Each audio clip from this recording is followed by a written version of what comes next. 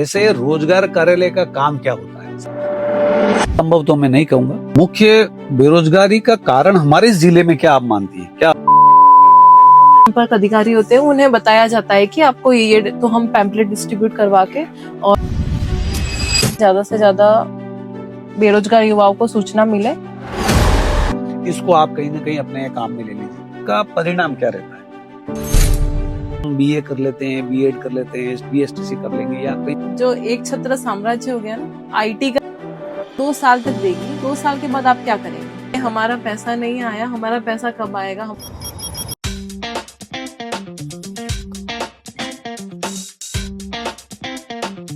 अनुगच्छतु प्रवाह।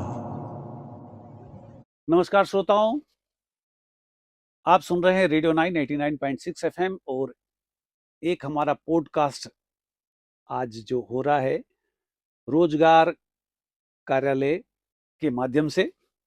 आज जो युवा है उनको रोजगार के बारे में सूचना, उनके जिले में क्या क्या शिविर होते हैं उनके बारे में जानकारी, कौशल विकास से रिलेटेड जानकारी और आने वाली योजनाएं और उनके भविष्य में किस प्रकार के रोजगार उपलब्ध हो सकते हैं या उनको किस प्रकार का सहायता रोजगार विभाग से मिल सकती है। इसी चर्चा को लेकर आज हमारे साथ हैं रोजगार कार्यालय की मैडम परिधि कोठारी, जो रोजगार कार्यालय में सूचना सहायक पद पर कार्यरत है। मैडम, सबसे पहले रेडियो 9 स्टूडियो में आपका स्वागत, बहुत बहुत स्वागत आपका। श्रोताओं, सबसे पहले हम बात करेंगे रोजगार कार्यालय। आप सभी को विदित है कि हर जिले में राजस्थान में एक एक रोजगार कार्यालय होता है और बहुत सारे बच्चे उनसे परिचित हैं और बहुत सारे लोगों को पता है कि रोजगार कार्यालय करता क्या है। तो मैडम, सबसे पहले मैं श्रोताओं के साथ एक बात साझा करना चाहता हूं कि वैसे रोजगार कार्यालय का काम क्या होता है। सबसे पहले थोड़ा सा ये हमारे श्रोताओं को बताइए। सभी को मेरा नमस्कार।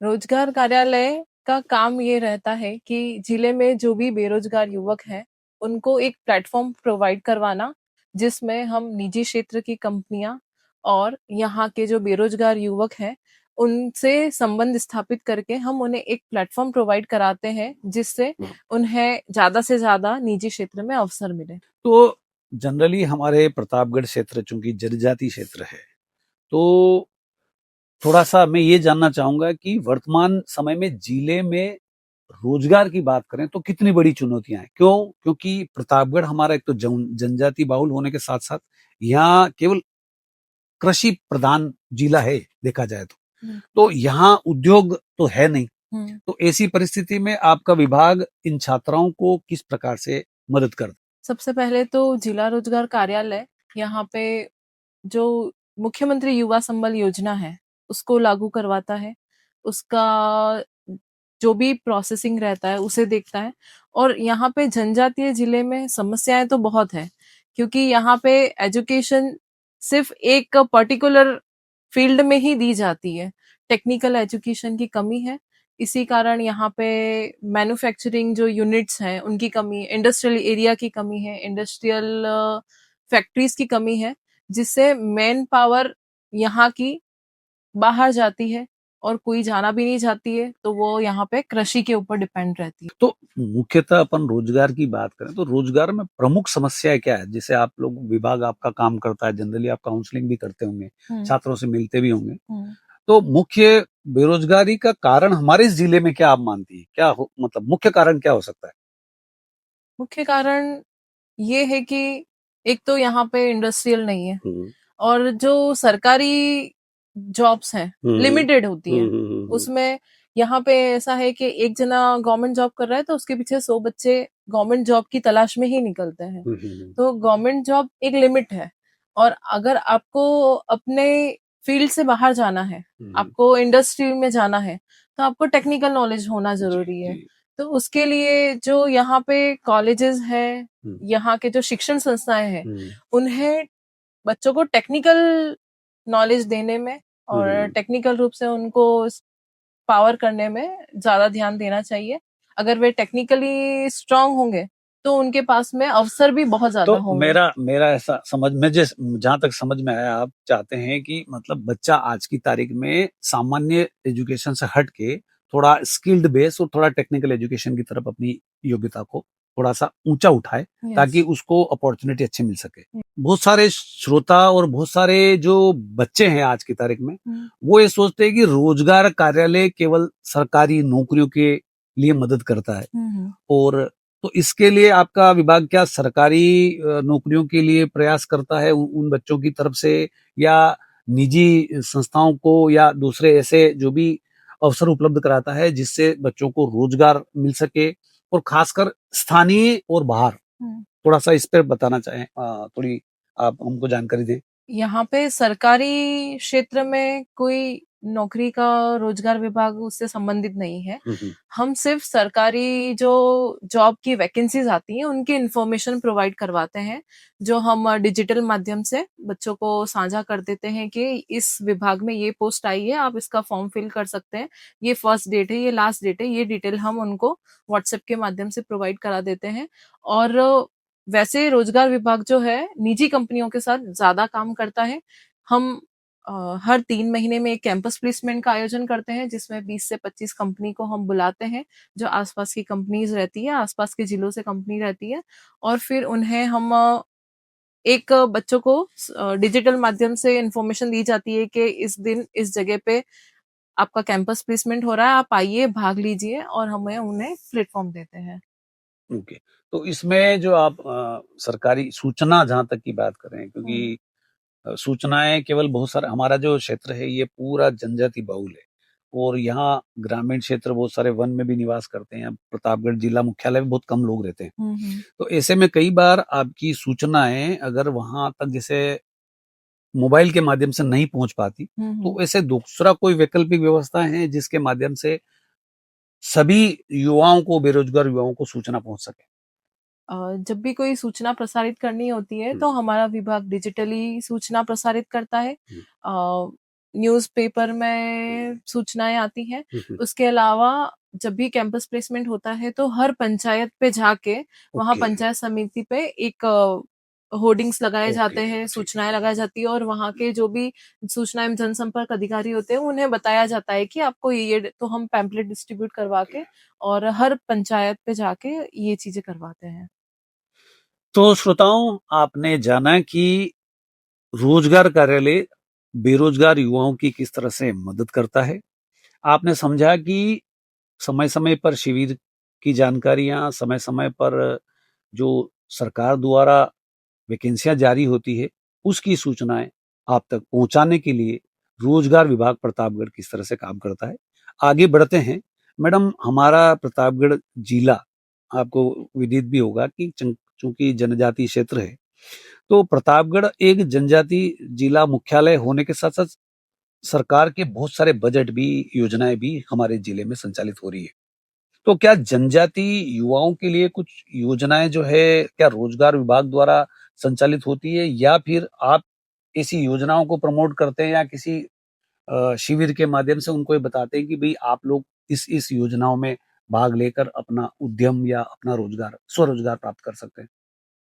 जिला रोजगार कार्यालय मुख्यतः बेरोजगार युवाओं के लिए कार्य करता है। तो यहाँ पे सभी के लिए एक ही व्यवस्था रहती है, चाहे वो जनजाति हो या नहीं हो, सभी को एक ही प्लेटफॉर्म दिया जाता है। और जो जनजातीय, स्पेशली जो जनजातीय स्वरोजगार होता है, तो उन्हें हम काउंसलिंग करके जिला उद्योग केंद्र भेजते हैं कि उनके लिए वहां पे जो भी आपके वहां पे स्कीम्स है, उन्हें वहां पे आप जाके पता कर सकते हैं। तो श्रोताओं, आज की वर्तमान स्थिति को देखें तो सरकारी नौकरी मिलना मुश्किल और कठिन है। असंभव तो मैं नहीं कहूंगा। कंपटीशन बहुत बढ़ गया है, प्रतिस्पर्धा भी बहुत बढ़ गई है। तो मेरा आप लोगों से भी आग्रह यही है कि अगर आपको लगता है आप में कोई टैलेंट है, या कोई आप प्रशिक्षण प्राप्त करना चाहते हैं, तो आप रोजगार कार्यालय से भी संपर्क कर सकते हैं, या रोजगार कार्यालय के मार्फत आप जिला उद्योग कार्यालय में भी जाकर अपने लिए, खासकर हम जनजातीय क्षेत्र की बात करते हैं, तो जनजातीय क्षेत्र में उद्योग विभाग के पास बहुत सारी योजनाएं हैं। और आपको मैं सभी श्रोताओं को भी ये अवगत कराना चाहूंगा कि उद्योग विभाग का वहाँ की जो मैडम है उनका भी हमारा शीघ्र इंटरव्यू यहाँ स्टूडियो में होगा, तो उसकी विस्तृत जानकारी आप उस पॉडकास्ट में या उस कार्यक्रम में आप प्राप्त कर पाएंगे। आगे बढ़ते हैं मैडम। एक प्रतापगढ़ जो है आदिवासी के साथ साथ दूर दराज इलाकों में बहुत सारे लोग रहते हैं। जैसे आपने बताया कि पंचायत समिति स्तर पर तो आप अपनी सूचनाएं पहुंचा देते हैं पंपलेट के माध्यम से, व्हाट्सएप के माध्यम से, न्यूज़पेपर के माध्यम से, लेकिन बहुत सारे बच्चे ऐसे हैं जो ना तो न्यूज़पेपर पढ़ते हैं, ना उनके पास व्हाट्सएप या इंटरनेट की सुविधा होती है, क्योंकि गाँव में आज भी हमारे क्षेत्र में कीपैड फोन का उपयोग किया जाता है। तो वहां तक सूचना पहुंचाने का कोई आपके तरफ से प्रयास किया जाता है? हमारी तरफ से तो यही प्रयास रहता है कि ज्यादा से ज्यादा बेरोजगार युवाओं को सूचना मिले। एक और हमारी तरफ से प्रयास रहता है कि हम एसएमएस के द्वारा जी। उनके सूचनाएं पहुंचाते हैं, जिससे हम बल्क एसएमएस का यूज करते हैं। और जो भी हमारे विभाग में रजिस्टर है, 2 से 2,500 बेरोजगार युवा रजिस्टर है, उन्हें हम एक साथ मैसेजिंग के माध्यम से कनेक्ट करते हैं। और कभी ऐसा होता है कि हम उनसे कनेक्ट नहीं कर पाते हैं, तो यहाँ से डाक भी भेजी जाती है। सभी को अपने एड्रेस पे डाक भी मिलती है। इस बार ऐसा हुआ था कि हमारा जो पोर्टल है वो वर्क नहीं कर रहा था, तो हमने डाक के माध्यम से लगभग 400 से 500 जो अभ्यर्थी हैं, उनको हमने डाक के माध्यम से सूचना भेजी थी। तो श्रोताओं, बहुत सारी सूचनाएं रेगुलर आती रहती है और बहुत सारी चीजें ऐसी है कि हम विभाग भी पूरे जिले में नहीं पहुंचा सकता।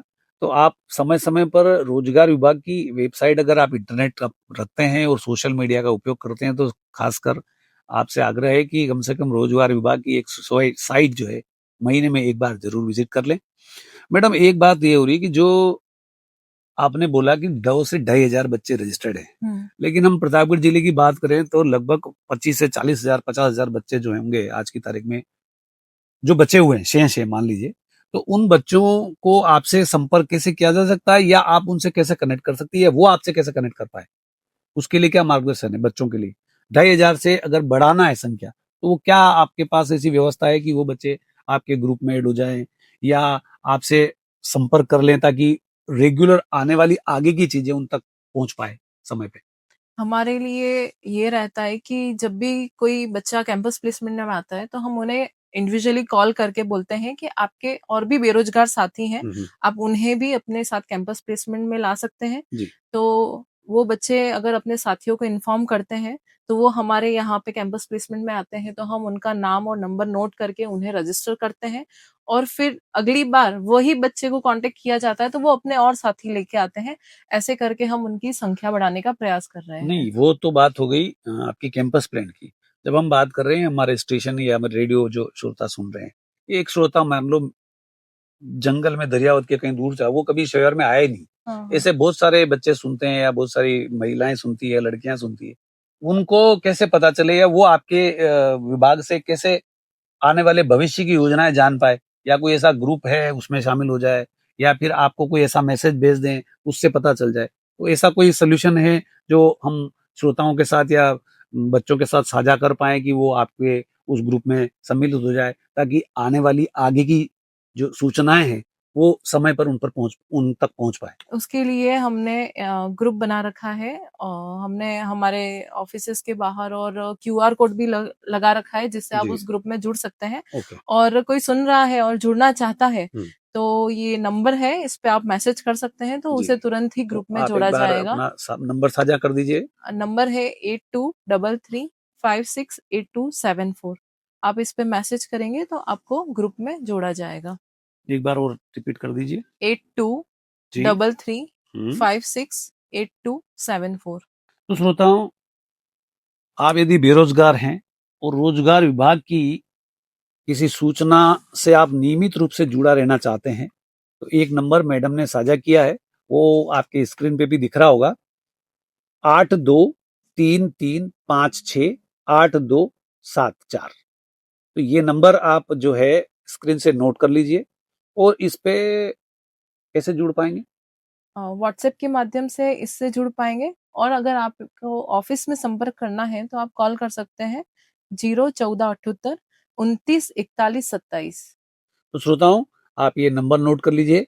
और रोजगार की सूचना है, क्योंकि हमारा क्षेत्र चूंकि बहुल जनजाति बहुल है और दूसरा उद्योग धंधे नहीं है, और हो सकता है बहुत सारी सूचनाएं आप तक नहीं पहुंच पाए, तो महीने में एक बार आप अपने मोबाइल से अपने व्हाट्सएप ग्रुप में अगर इनको ऐड कर ले तो रेगुलर सूचना मिलती रहेगी। और अगर आपके पास ये व्यवस्था नहीं है तो फोन करके आप अपना अपना नाम और सारी चीजें एक बार नोट करा दें, ताकि भविष्य में जो सूचनाएं आने वाली होगी वो आप तक आने वाले समय में जरूर पहुंच पाएगी। मैडम, अब बढ़ते हैं आगे। अब यहाँ बहुत सारे आदिवासी युवा, बड़ी समस्या है उनके पास, क्योंकि एक तो उनके पास टेक्निकल स्किल नहीं है। क्योंकि आज की एजुकेशन की हम बात करें तो बच्चा 12th पढ़ के आता है या 8th तक पढ़ के आता है। अब वो उसके बाद उसके पास कोई स्पेशल जो ट्रेनिंग नहीं होती है। और आप अगर हम निजी क्षेत्र की बात करें तो वहाँ केवल 10वीं या 12वीं पढ़ाई से नौकरी नहीं मिलती है। तो उसके लिए कोई आपका विभाग कुछ ऐसी स्कीम चलाता है जो उनको कोई ट्रेनिंग मिल जाए, या कोई इस प्रकार का प्रशिक्षण उपलब्ध हो जाए, ताकि वो 2 या 4 महीने में अपना प्रशिक्षण पूरा काम करके कहीं रोजगार मिल जाए, या उसको रोजगार दिलाने में आप मदद कर दें?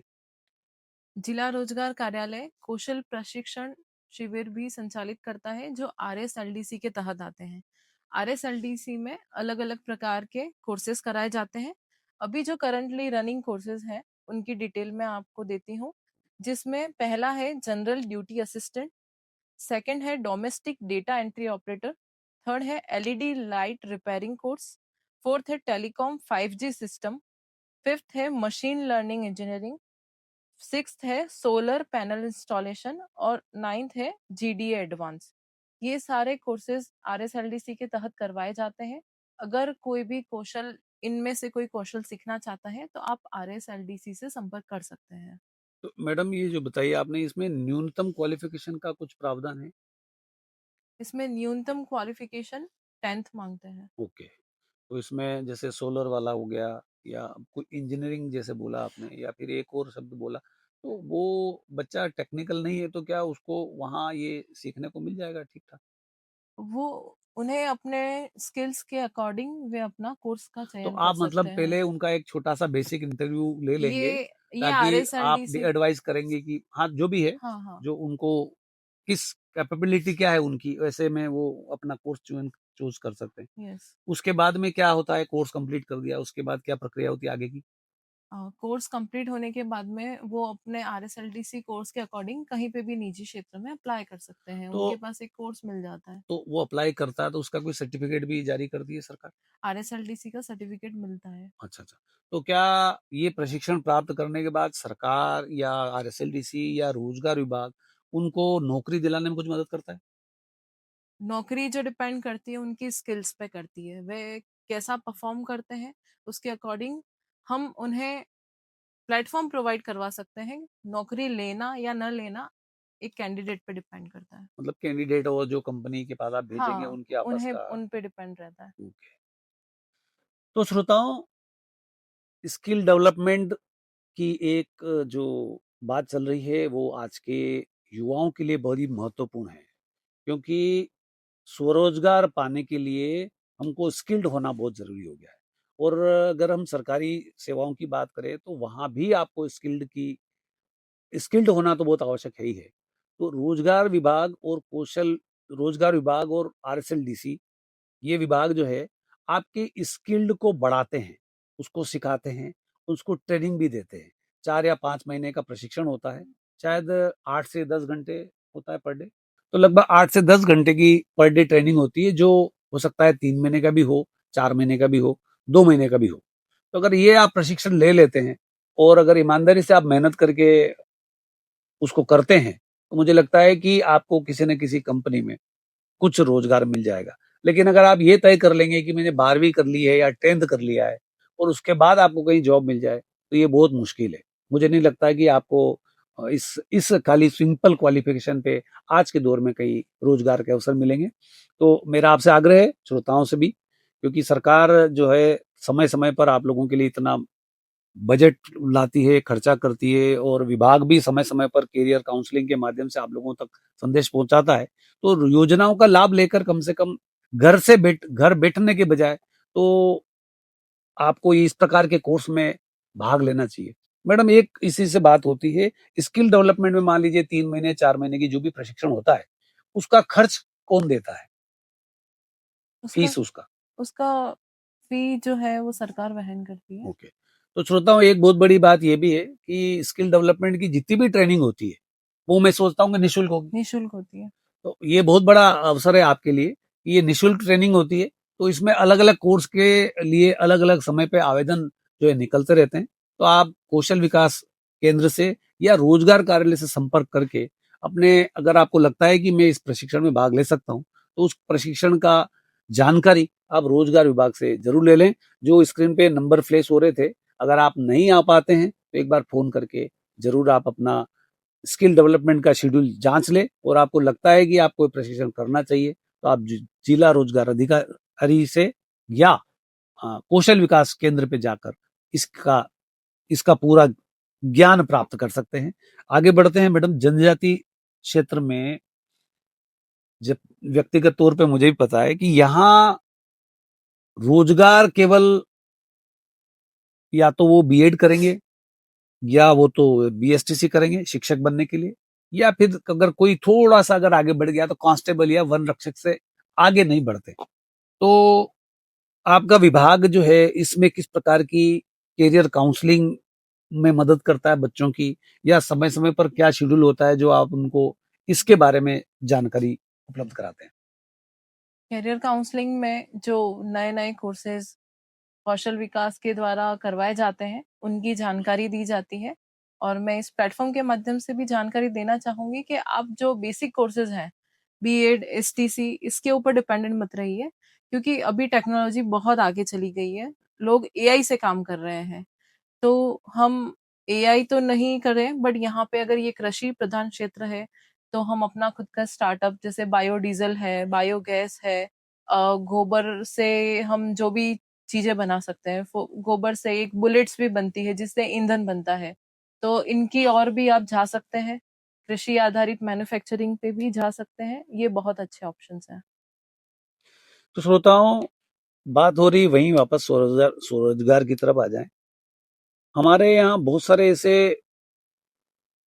कच्चा मटेरियल उपलब्ध है जहां आपको बाजार से परचेस करने की आवश्यकता नहीं है। जैसा मैडम ने बताया कि एग्रीकल्चर से बहुत सारी ऐसी चीजें तैयार की जा सकती है और ग्रामीण क्षेत्र में की जा सकती है, जिसके लिए आपको उद्योग विभाग भी फाइनेंशियल मदद करता है, यदि आपका प्रोजेक्ट और आपकी काम करने की नीयत और अच्छी प्लानिंग हो, तो ये रोजगार भी आप शुरू कर सकते हैं।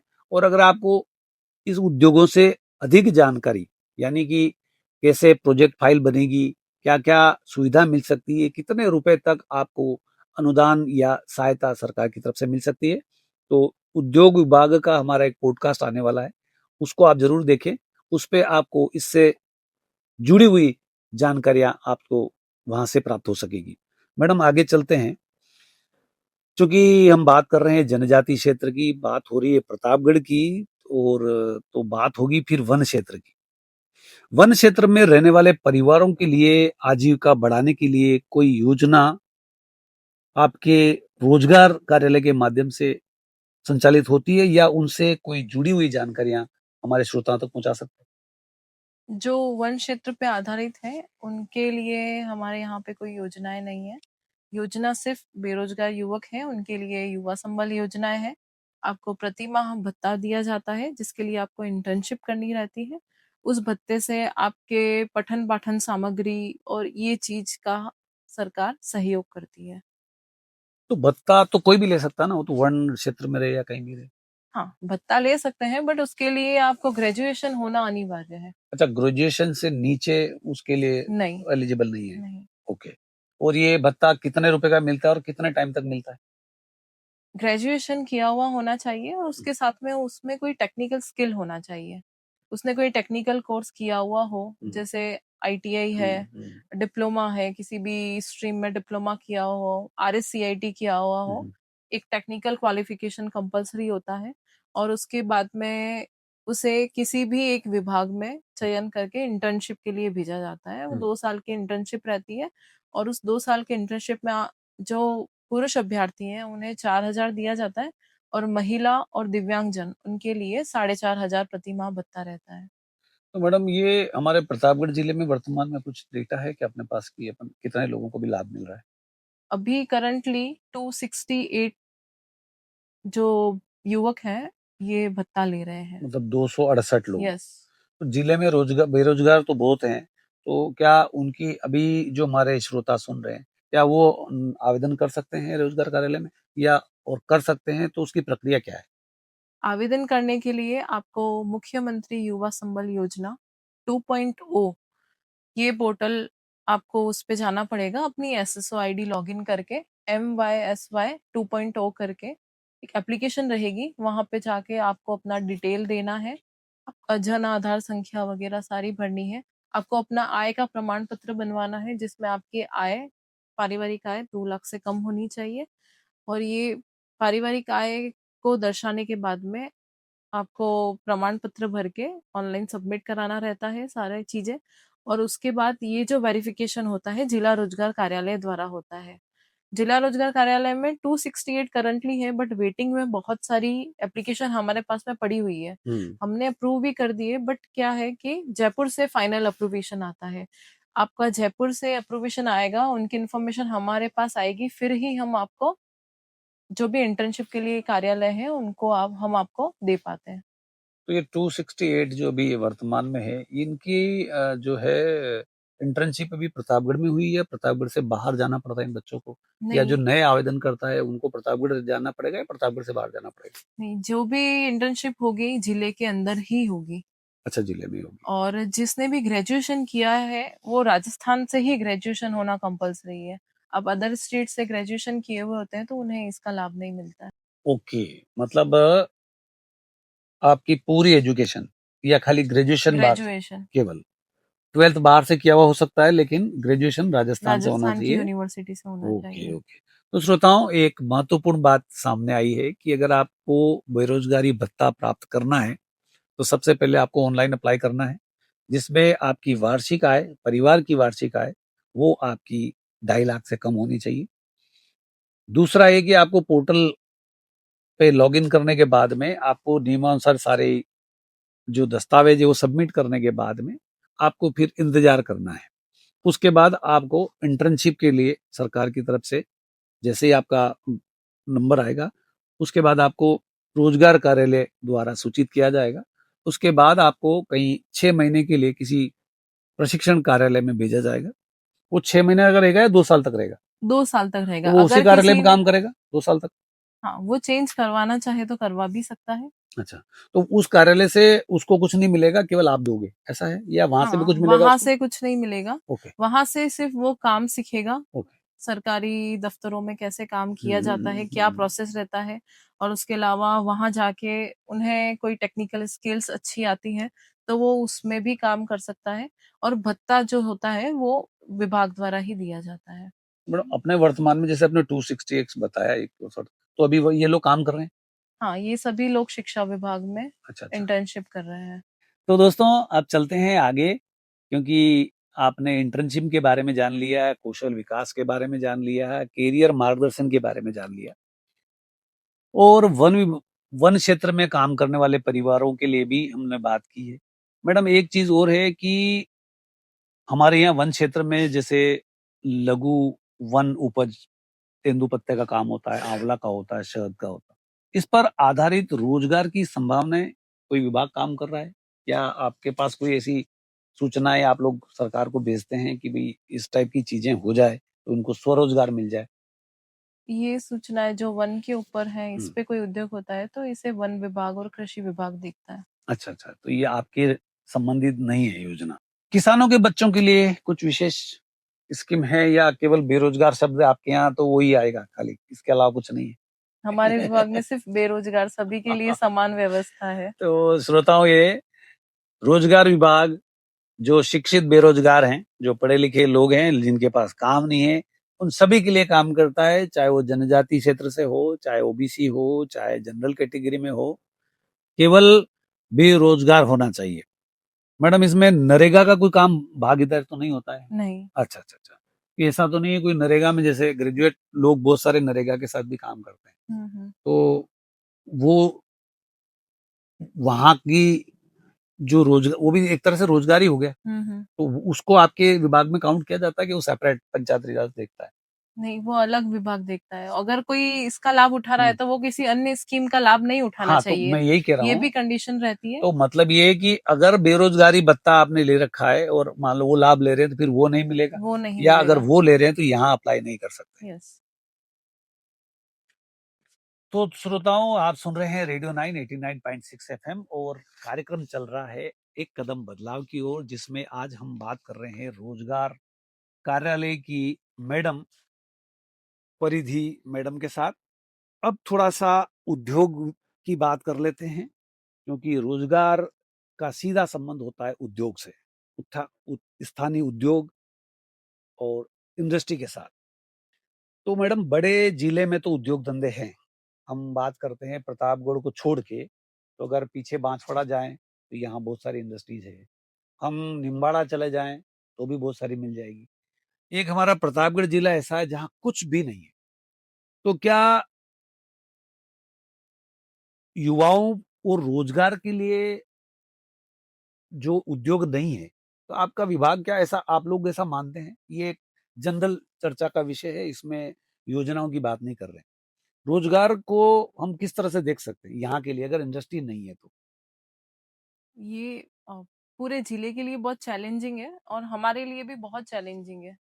बेरोजगारी की समस्या इससे बढ़ रही है और हमारे सामने ये चैलेंज आता है कि जब भी हम किसी बेरोजगार युवा को मोटिवेट करते हैं कि आप इस निजी क्षेत्र की कंपनी में जाएं, तो कोई अपना जिला छोड़ के बाहर नहीं जाना चाहता है। सभी को यहीं रहकर काम करना है और यहाँ पे रह के काम कब होगा, जब यहाँ पे इंडस्ट्री होगी। तो यहाँ पे तो ना के बराबर इंडस्ट्री है।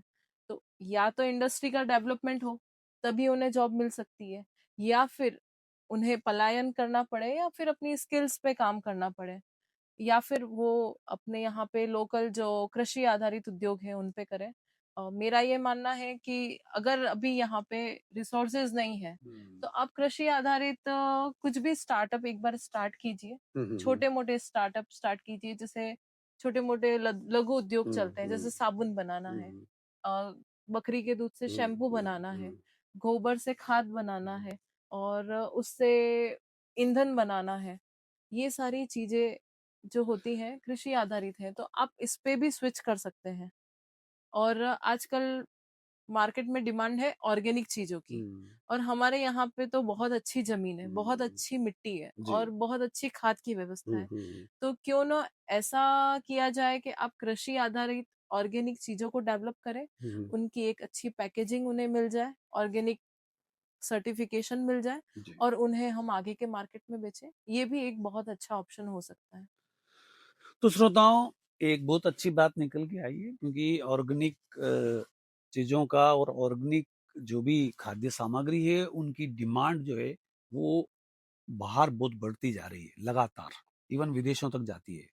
तो अगर आप में अच्छी, अगर घर का अच्छा सहयोग है और घर पे अच्छी जमीन है, तो आप उसका उपयोग ऑर्गेनिक उत्पादों के लिए किया जा सकता है, और उससे एक अच्छी आय भी हो सकती है। और मैं कई बहुत सारे अखबारों में भी पढ़ता हूँ, बहुत सारे लोग जो है अच्छी एजुकेशन करने के बाद वापस कृषि की तरफ आ गए।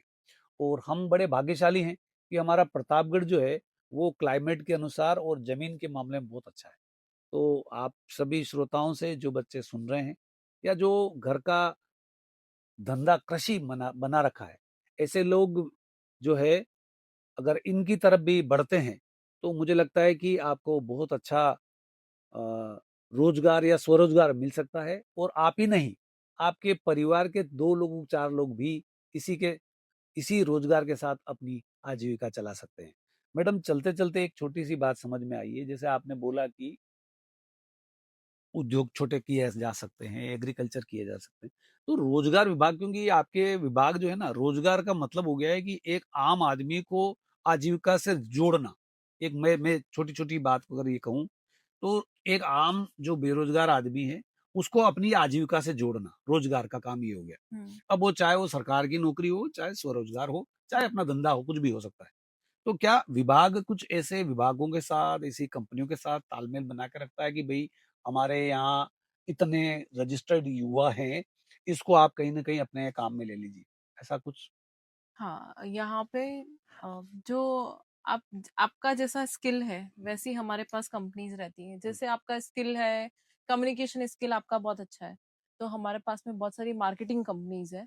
आप हम अगर आपका कम्युनिकेशन अच्छा है, तो हम आपको प्रोवाइड करेंगे कि आप मार्केटिंग की कंपनी में जाएँ। हुँ, बहुत सारी माइक्रो फाइनेंस हुँ, कंपनीज़ होती हैं, हम उनमें भी मार्केटिंग की बहुत ज़रूरत होती है, हम उन्हें भी देते हैं। कुछ जैसे होता है कि आप में टैलेंट है, हुँ, आपने कुछ पार्लर का कोर्स किया हुआ है, ब्यूटीशियन का कोर्स किया है, तो हमारे पास रजिस्टर्ड अहमदाबाद, जयपुर की अ, बहुत सारी फ्रेंचाइजीज हैं जो सैलून जो है, जो यहाँ के स्टूडेंट्स को हायर करते हैं, वो वहाँ पे भी आपको हायर लेवल का एजुकेशन देंगे, हायर लेवल का आपको ब्यूटिशियन का कोर्स करवाएंगे, तो आप अपना करियर उसमें भी बना सकते हैं। इसके अलावा अगर आपका टेक्निकल बहुत अच्छा है, जैसे सोलर, आप सोलर पैनलिंग का हुँ, हुँ, इंस्टॉलेशन करना चाहते हैं, हुँ, तो हमारे पास में ऐसे बहुत सारे रजिस्टर्ड सोलर के हुँ। भी कंपनीज हैं। तो अगर आपको ये चीज़ आती है कि आप सोलर का इंस्टॉलेशन करना जानते हैं, सोलर का काम करना जानते हैं, तो हम आपको आपकी स्किल्स के अकॉर्डिंग हम आपको कंपनीज़ बताएँगे। तो श्रोताओं, आप सुन रहे हैं रेडियो 9 89.6 एफएम और कार्यक्रम चल रहा है एक कदम बदलाव की ओर। बात कर रहे हैं हम रोजगार कार्यालय की परिधि मैडम से। तो दोस्तों, स्किल डेवलपमेंट में खासकर हम जब बात करते हैं स्वरोजगार की, तो आपको अपना टैलेंट या आपकी क्षमता, स्किल क्षमता आप में होनी चाहिए, तभी आपको कुछ रोजगार के अवसर मिल सकते हैं। मैडम, बात करते हैं कुछ प्रधानमंत्री रोजगार सृजन कार्यक्रम चलता है या मुख्यमंत्री युवा संबल योजना चलती है। तो ये मुख्यतः किस उद्देश्य से चलाई गई है और क्या हमारे प्रतापगढ़ में इन योजनाओं से कोई लाभान्वित हो रहे हैं या चल रहा है? जो जिला रोजगार कार्यालय मुख्यतः मुख्यमंत्री युवा संबल योजना पे कार्य करता है। हम्म, जैसा नाम है, युवा संबल, हम्म, युवाओं को संबल देना। हम्म, अब संबल हम कैसे दे सकते हैं? आर्थिक रूप से संबल दे सकते हैं। अगर आपको प्लेटफॉर्म नहीं मिल रहा है, तो प्लेटफॉर्म दे के हम आपको संबल दे सकते हैं। हम्म, तो मुख्यमंत्री युवा संबल योजना का मेन काम है हम्म, कि आप में क्वालिफिकेशन है, आपने टेक्निकल भी किया हुआ है, फिर भी आपको कहीं रोजगार नहीं मिल रहा है, तो आप घर पे बैठे हैं, तो आपको ऐसा नहीं लगे कि मैं घर पे बैठा हूँ, मैं कुछ कमा नहीं रहा हूँ। तो यहाँ से आपको भत्ता दिया जाता है, जिससे आप आपके आगे की स्किल्स के लिए तैयारी कर सकते हैं, अपने आगे के एग्जाम्स के लिए कंपटीशन की तैयारी कर सकते हैं। उन सब के लिए ये आर्थिक संबल दिया जाता है, जो जिला रोजगार कार्यालय द्वारा दिया जाता है। को बहुत सारे, अगर अपन, आपने जो बोला कि स्किल डेवलपमेंट और खुद का व्यवसाय अगर शुरू कर दे कोई बेरोजगारी युवा, तो क्या विभाग उनको लोन दिलाने में या उनकी कोई प्राथमिक कठिनाइयाँ आती है प्रोजेक्ट रिलेटेड बनाने में या और कोई मार्गदर्शन होता है? तो क्या आपका रोजगार कार्यालय उनको मदद करता है या फिर आप सीधे ऐसे डिपार्टमेंट के साथ उनको फॉरवर्ड कर देते हैं, अग्रेषित कर देते हैं कि आप वहाँ जाके सूचना ले लें? अगर ऐसे कोई यहाँ पे आते हैं हमारे सूचना लेने के लिए, जी। तो हम उन्हें उससे रिलेटेड जो भी उन्हें सूचना चाहिए, वो हुँ, प्रोवाइड करवा के उन्हें जिला उद्योग केंद्र है, जो भी रिलेटेड डिपार्टमेंट है, हुँ, हम उन्हें वहाँ भेज देते हैं। क्योंकि उनका जो भी आगे की कार्रवाई होती है, वो संबंधित विभाग द्वारा ही की जाती हुँ, है। हुँ, हुँ, हुँ।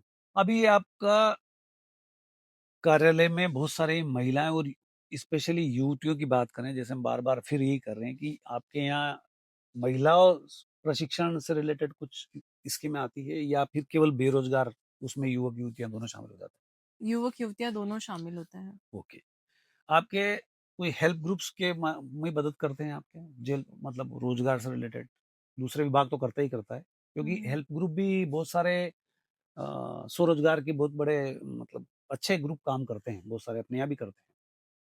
तो उसमें कुछ आपका विभाग मदद करता है? हमसे या उनको मार्गदर्शन देता है? हमसे जो भी ये जो हेल्प ग्रुप होते हैं हम्म, कनेक्ट करते हैं। हम्म, जैसे एक हेल्प ग्रुप है बैंक ऑफ बड़ौदा ओके। द्वारा संचालित है, हम्म, बड़ौदा स्वरोजगार हम्म, योजना। हम्म, तो उनसे भी हम लोग कनेक्टेड हैं। अच्छा। वो लोग भी स्वरोजगार के लिए प्रोवाइड कराते हैं। ऐसी छोटी छोटी बहुत सी संस्थाएं हैं जिनसे जो हमसे कनेक्टेड रहती हैं। उन्हें कुछ डेटा चाहिए होता है तो हम उन्हें सारे स्टूडेंट्स का डेटा उपलब्ध कराते हैं। जैसे किसी को चाहिए कि हमको कॉमर्स के फील्ड के स्टूडेंट्स चाहिए, तो हमारे पास रजिस्टर्ड जितने भी कॉमर्स फील्ड के स्टूडेंट्स हैं हम उनकी लिस्ट उन्हें प्रोवाइड करा देते हैं।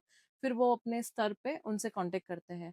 इसके अलावा बहुत सारी छोटी छोटी संस्थाएं हैं, हम्म, वो आती हैं। उन्हें जो जानकारी चाहिए उन्हें विभाग द्वारा दी जाती है। और कोई जैसे एक फॉर एग्जाम्पल कोई स्टूडेंट आया, उसने हमें बोला कि मैम मैंने बीएससी कर रखा है, एमएससी कर रखा है और वॉक इन स्टूडेंट ही है हम्म, और मुझे रोजगार की आवश्यकता है, मुझे रोजगार चाहिए। तो हमारे पास एक लिस्ट होती है। जैसे बहुत सारी यहाँ पे कॉलेजेस संचालित है। फॉर एग्जाम्पल हमसे कनेक्टेड है माही एजुकेशन, जो भी है, तो उनसे कनेक्टेड है। उनका जो एजुकेशन क्वालिफिकेशन है वो आए, हम उन्हें कम्युनिकेट करवा देते हैं। उनका सीवी वगैरह जो भी होता है उन्हें आगे फॉरवर्ड कर दिया जाता है। हम्म, और जैसे कोई एक स्टूडेंट भी आएगा ना तो उनकी हम्म, भी सहायता की जाती है। बट आना तो आपको विभाग में जी जी। पड़ेगा ही पड़ेगा। विभाग सबसे नहीं कांटेक्ट कर सकता है, पर इंडिविजुअली कोई आएगा तो उसकी सहायता विभाग द्वारा की जाती है।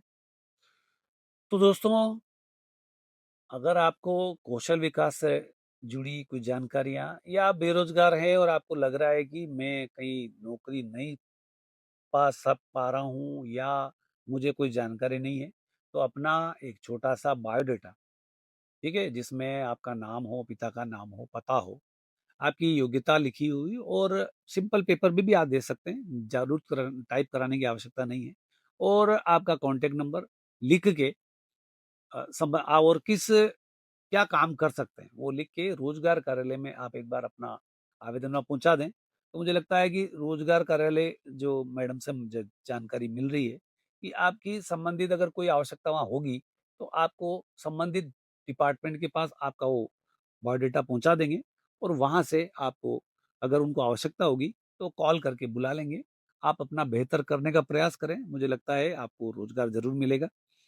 मैडम, बात कर रहे हैं बेरोजगार युवाओं की, और हम अखबारों में भी पढ़ते हैं, आप पत्र पत्रिकाओं के माध्यम से भी प्रचार प्रसार करते रहते हैं रोजगार मेलों की। तो रोजगार मेला पहले तो लगाया क्यों जाता है, पहले तो इस पे बात करते हैं, और लगाया जाता है तो उसका परिणाम क्या रहता है? रोजगार मेला बेरोजगार युवाओं को प्लेटफॉर्म देने के लिए लगाया जाता है। हम्म, जैसे यहाँ पे इंडस्ट्री है नहीं, हम्म, बच्चा कहाँ घूमेगा, हम्म, प्रतापगढ़ में ही घूमेगा। हम्म, पर जो रोजगार विभाग है उससे का कांटेक्ट सारे विभाग से रहता है। और विभाग के अलावा हम हर महीने हमारे दौरे पे जाते हैं हम्म, जिसमें अलग अलग कंपनीज, छोटी बड़ी सारी कंपनीज, फॉर एग्जांपल अमेजन है, तो अमेजन को अपने चीजें देने के लिए, कुरियर। कुरियर हम्म, सर्विस के लिए भी एम्प्लॉय चाहिए हम्म, होते हैं। उनका डेटा हैंडल करने के लिए भी हम्म, एम्प्लॉय चाहिए होते हैं। जैसे जो सिक्योरिटी गार्ड है, हम्म, तो सिक्योरिटी गार्ड है, आपको किसी की पर्सनल असिस्टेंट है, हम्म, उनके लिए भी उनको मैन पावर चाहिए होता हम्म, है। तो ये चीजें बच्चे तो हर जगह जा नहीं सकते। हम्म, तो हम क्या करते हैं कि सभी से, जैसे उदयपुर की कोई कंपनी है, हम्म, जयपुर की का कंपनी है जिन्हें मैन पावर चाहिए, हम उनसे कांटेक्ट करते हैं। उनसे डिटेल लेते हैं कि आपको कितना मैन पावर चाहिए, या फिर आपको आपके विभाग में क्या क्या पोस्ट खाली है। हम्म, तो हम उनके अकॉर्डिंग सारी लिस्ट तैयार करते हैं। हर 3 महीने में छोट सभी कंपनी से बात की जाती है, उनसे सूचनाएं ली जाती हैं। फिर 3 महीनों में जब भी अच्छा अवसर आता है तो हम एक एक दिन डिसाइड करते हैं कि आज के दिन आप सभी कंपनी यहाँ पधारें हम्म, और आपके लिए हम अ, एक प्लेसमेंट शिविर का हम्म, आयोजन करते हैं। हम्म, हमारे यहाँ पे रजिस्टर्ड जितने भी बच्चे हैं जी उन्हें हम कांटेक्ट करते हैं कि आप आइए, आपके लिए ये कंपनियां हैं, जी। आप किस में भी इंटरेस्ट है। आप जैसे एलआईसी है, हम्म, एलआईसी में भी बहुत सारे हम्म, जो कम्युनिकेट करने के लिए हम्म, बहुत सारे लोगों की आवश्यकता रहती है, हम्म, जिसमें स्पेशली युवतियों को ज्यादा बीमा जी। सखी है, फॉर एग्जाम्पल हुँ, बीमा सखी है, तो उसमें भी युवतियों का भी रहता है। हाँ। तो गर्ल्स को भी देखा जाता है, महिलाओं को भी देखा जाता है, और जो युवाएं हैं उनको भी देख के हम एक प्लेटफॉर्म देते हैं, और कंपनी से जोड़ा जा सकता है। सारे बच्चे सभी कंपनीज पे नहीं जा सकते हैं, बट हम 20 से 25 कंपनी को एक प्लेटफॉर्म पे बुला के हुँ, और सारे बच्चों को रोजगार के अवसर उपलब्ध करवाते हैं। हुँ, हुँ, हुँ। तो मैडम अभी वर्तमान समय में कितने शिविर लग गए हैं और उसकी क्या उपलब्धि रही है? अभी पिछले 2 वर्ष में हमने 9 कैंपस प्लेसमेंट करवाए हैं। अच्छा।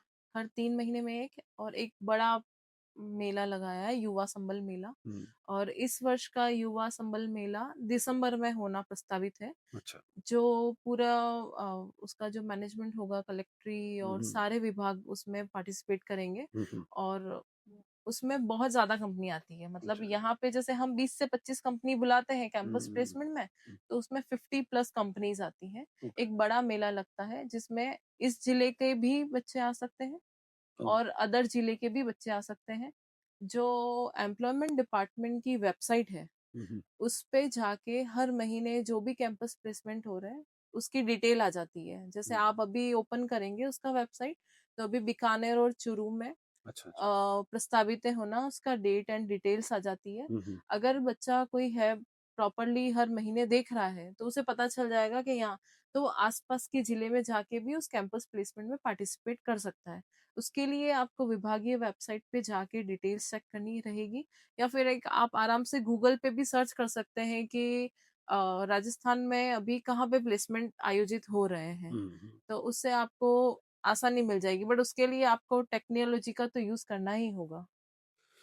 तो श्रोताओं, बहुत अच्छी जानकारी मिली हमको एक, क्योंकि अगर आप बेरोज़गार हैं तो कहीं न कहीं जाना पड़ेगा, और जाना है तो अगर ज़िले में अगर उपलब्ध है तो मुझे लगता है कि अ, हर 3 महीने 4 महीने में शिविर लगता है। तो आप नौकरी लें या ना लें, एक बार जाके उन कंपनियों के प्रतिनिधियों से बात करें। प्रतिनिधियों से बात करने का फ़ायदा ये होगा कि आपको आपकी बात करने की शैली पता चलेगी। आपको ये पता चलेगा कि लोगों को किस प्रकार से नौकरी में लिया जाता है, उनकी बेसिक क्वालिफ़िकेशन क्या होती है। क्योंकि आप सभी को मैं बता दूँ, केवल 10वीं 12वीं करने से आपको रोज़गार नहीं मिलेगा।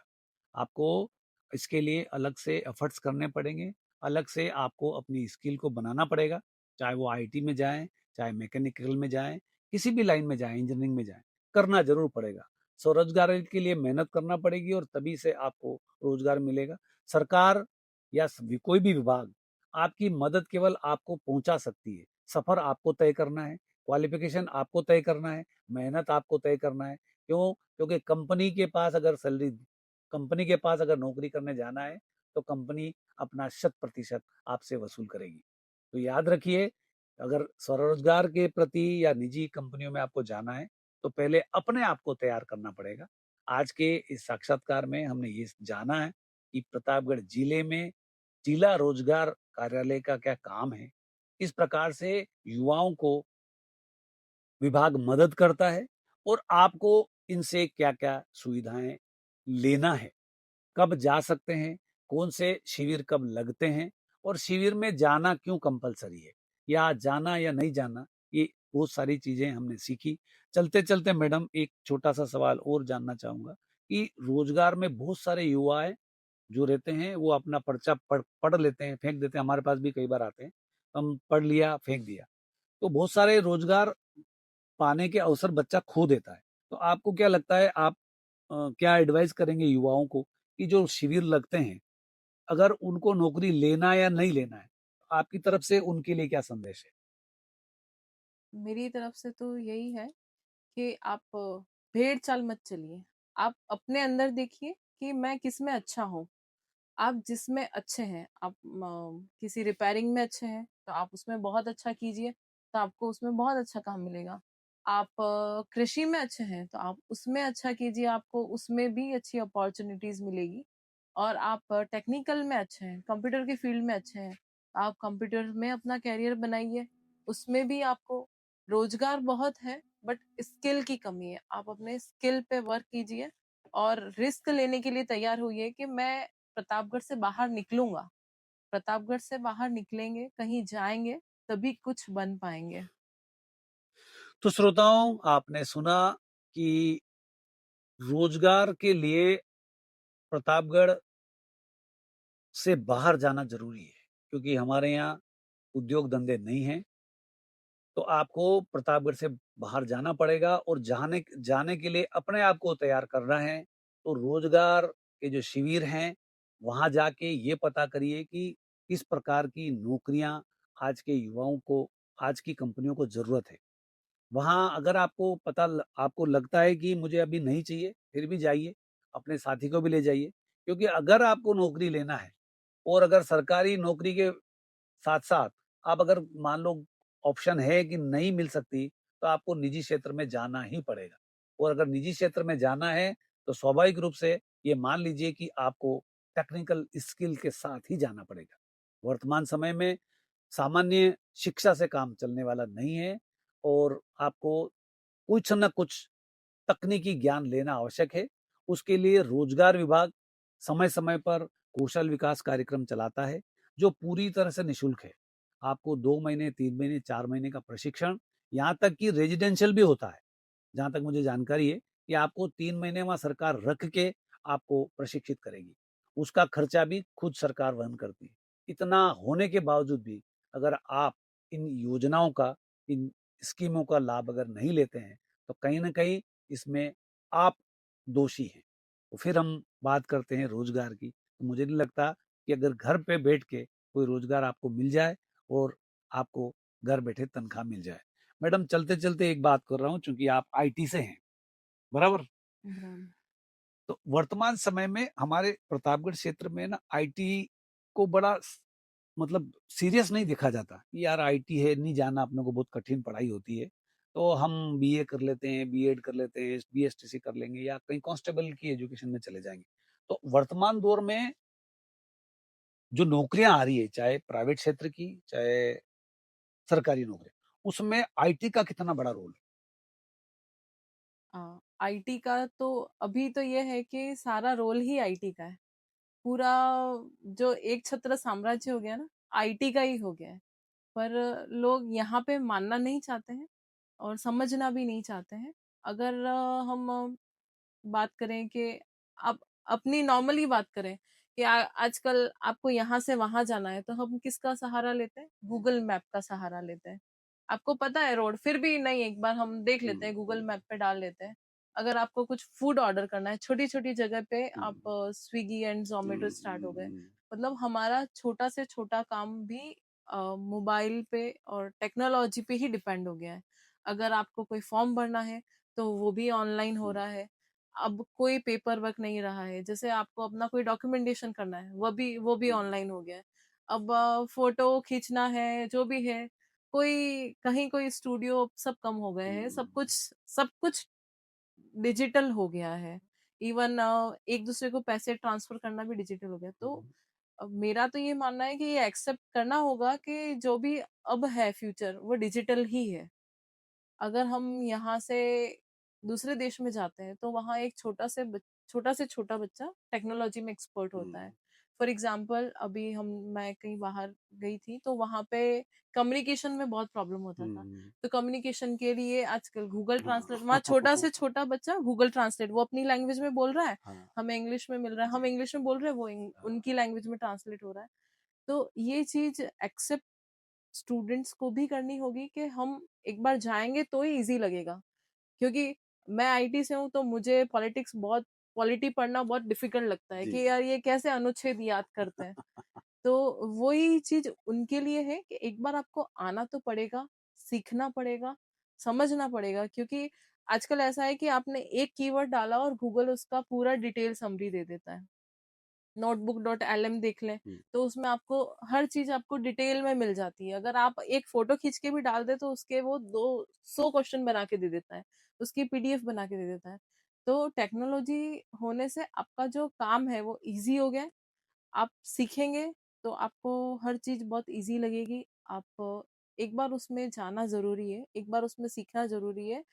क्योंकि कोई भी चीज का स्टार्ट लेना, एक कदम उठाना मुश्किल रहता है। जब हम स्टार्ट कर देते हैं उसके बाद वो चीजें इजी लगने लग जाती है। We go with the flow, चलता रहता है, वो समझ में आ जाता है। तो दोस्तों, आप सुन रहे थे रेडियो 9 पर रोजगार विभाग की परिधि कोठारी मैडम के साथ चर्चा। आज की चर्चा से ये स्पष्ट हुआ कि जनजाति और कृषि प्रधान जिले में रोजगार की चुनौतियों क्यों आवश्यक है, और यदि युवा कौशल विकास स्वरोजगार योजना, कृषि आधारित उद्योग, स्थानीय संसाधनों का उपयोग कर सरकारी योजनाओं का लाभ उठा लें, तो मुझे लगता है कि हम बहुत हद तक हमारे रोजगार और स्वरोजगार की तरफ बढ़ सकते हैं। तो दोस्तों, चलते चलते मैं आपसे यही आग्रह करूंगा, जैसा मैडम ने बताया, कि वर्तमान दौर में आईटी और एआई का उपयोग बहुत ज्यादा हो गया है। मैं आप सभी बेरोजगार युवाओं से ये आग्रह करूंगा कि कम से कम आप इन चीजों को जरूर अपने रोजमर्रा की जीवन में काम में लेना शुरू कर दीजिए। तो आप सोचेंगे कि आपके लिए अपॉर्चुनिटी, अगर कहीं इंटरव्यू देने जाएंगे, तो मुझे लगता है कि बहुत कुछ आप इनसे पा लेंगे। तो मैडम, चलते चलते युवाओं के लिए संदेश आपके विभाग की ओर से। मेरा स्पेशली रिक्वेस्ट है, संदेश भी समझ लीजिए, रिक्वेस्ट भी है। मेरे ऑफिस में कोई भी बेरोजगार युवा आता है तो वो आके यही क्वेश्चन करता है, मैम मेरे पहले महीने के पैसे नहीं आए, मेरे अप्रैल महीने का भत्ता नहीं आया, मेरा मई महीने का भत्ता नहीं आया। कोई ये नहीं बोलता है कि मैम मैं बेरोजगार हूँ, मेरे पास ये स्किल है, तो आप हमें बताइए कि मैं कहाँ जा सकता हूँ, किस कंपनी से कांटेक्ट कर सकता हूँ।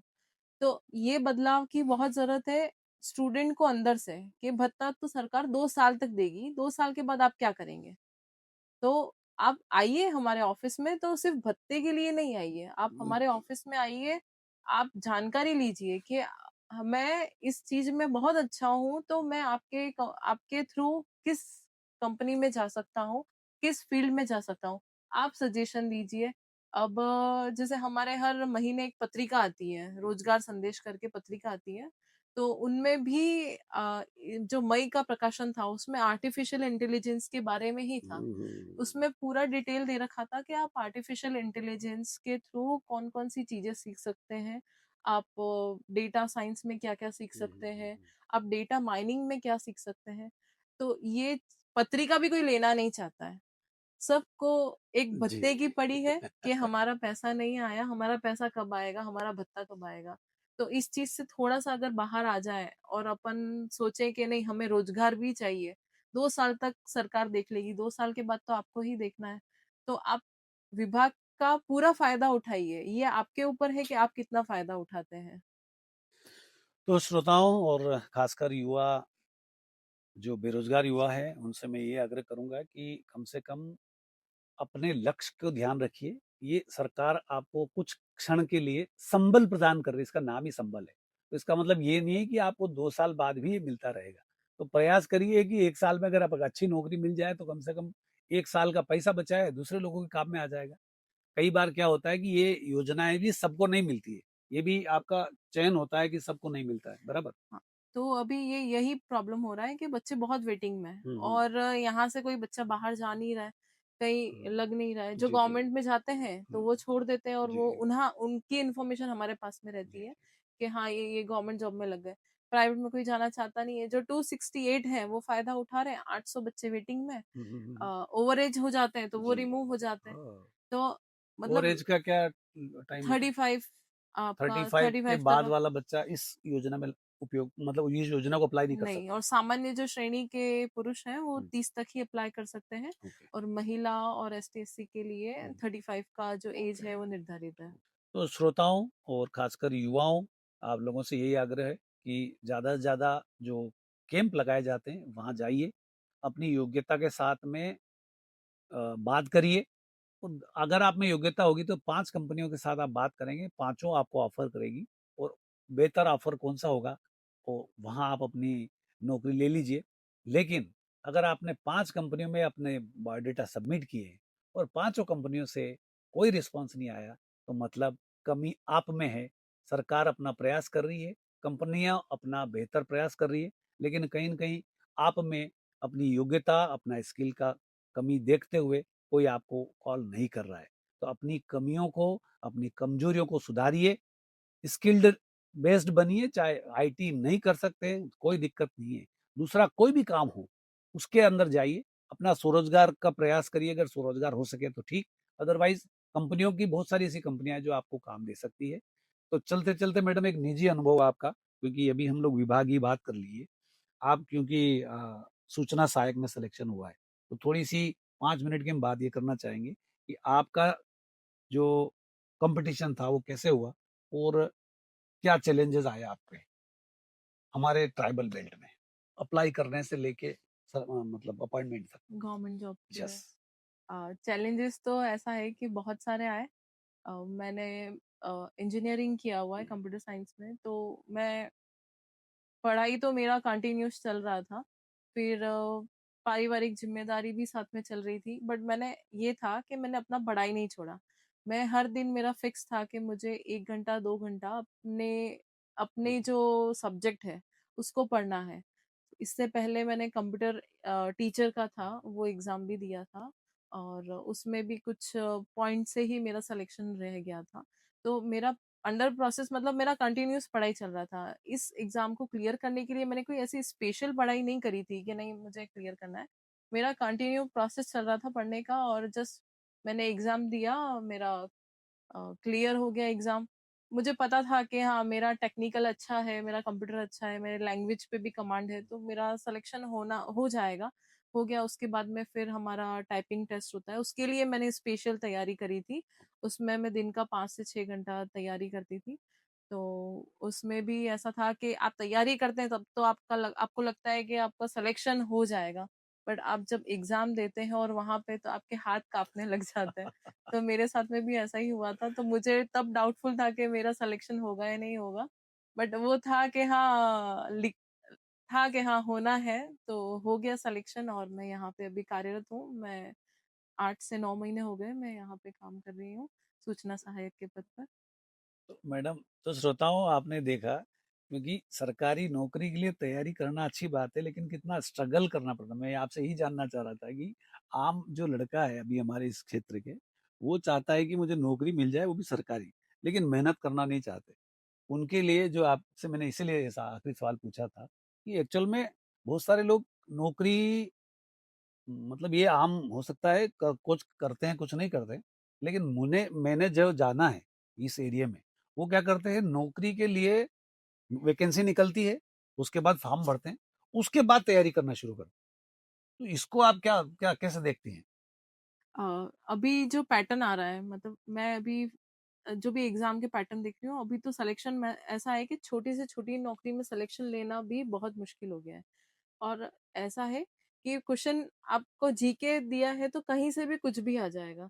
तो उसके लिए ये है कि आप अब अपना हर दिन का रखो कि मुझे दिन में 2 घंटा 3 घंटा, मतलब ऐसा है कि आप ऐसा नहीं कि अब ऐसा कोई फिक्स कोर्स नहीं रहा है किसी भी एग्जाम में कि आपका इतना ही कोर्स है, 2 किताबें पढ़ी 3 किताबें पढ़ी और आपका सिलेक्शन निश्चित है।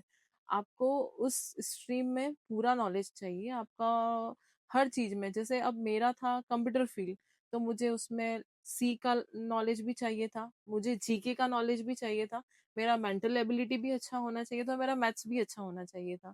तो वो एक साथ हम 2 या 3 महीने में तैयारी नहीं कर सकते, वो तभी पॉसिबल है जब हम कंटिन्यूस उस सब्जेक्ट के टच में रहते हैं। तो मेरा सवाल ये था कि हमारे आजकल के जो बेरोजगार युवा है, वो सरकारी वैकेंसियों के लिए भर्ती भरते हैं, वो क्या करते हैं, परीक्षा फार्म भरने के बाद तैयारी करते हैं, मैं यूं कह रहा हूँ आपसे। तो मुझे ये जानना है कि वो लोग सक्सेस हो सकते हैं क्या?